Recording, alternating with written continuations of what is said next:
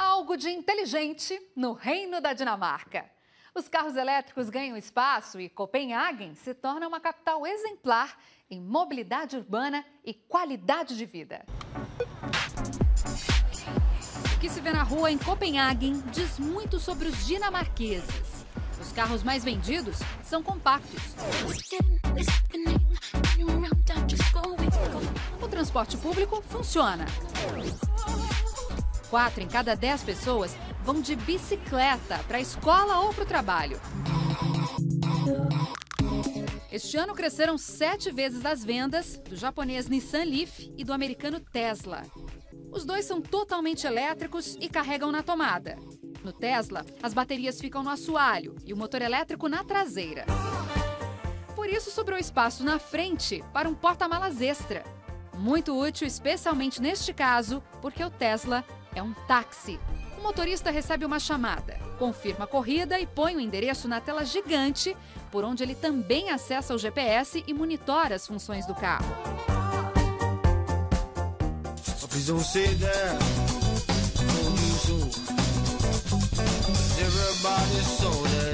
Os passageiros são brasileiros.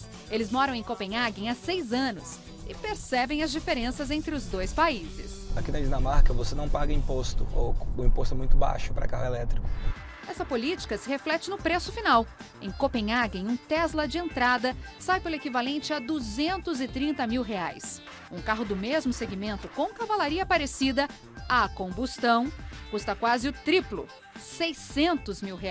O carro é completamente diferente internamente. Você percebe que ele foi feito como se fosse uma nova geração de carro. Além disso, ele não faz barulho nenhum, é completamente silencioso. Ele tem um torque bem forte. Além de ser um carro bonito, o fato também dele ser o carro que tem mais ou menos a mesma autonomia de um carro convencional, mas não poluindo, também é muito interessante. Andamos com táxi 30 minutos. Uma corrida de R$170, 40% mais cara do que a de um táxi comum. Mas os executivos gostam. E os baladeiros chiques também. Vai começar então outro passeio. Agora num subcompacto. Com o cartão que recebeu no cadastramento, nosso convidado abre o carro. A chave está dentro. Na partida, começa a contar o tempo de locação. O carro pequeno é bom porque facilita na hora das manobras também. Qualquer pessoa que tem dificuldade de dirigir, dirige carro com facilidade. O Smart Fortwo é movido a gasolina. Com 1 litro, ele roda em média 14 quilômetros. É o único modelo da frota da Car2Go, uma empresa que nasceu da união da Europcar, uma grande locadora de automóveis, com a Daimler, do grupo Mercedes-Benz. Por aí, dá para dizer que as montadoras estão no negócio do compartilhamento. A Mercedes está muito atenta a isso na Europa e está procurando entender a lógica do consumidor, que está muito preocupado com emissões de CO2, que está preocupado com o trânsito, etc. Existem outras experiências assim.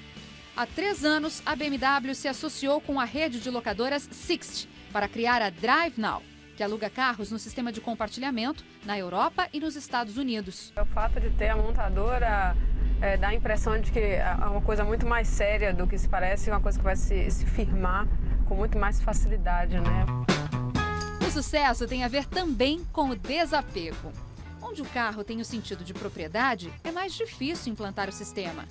Em Londres, por exemplo, a Car2Go não atingiu a meta de 5 locações por dia.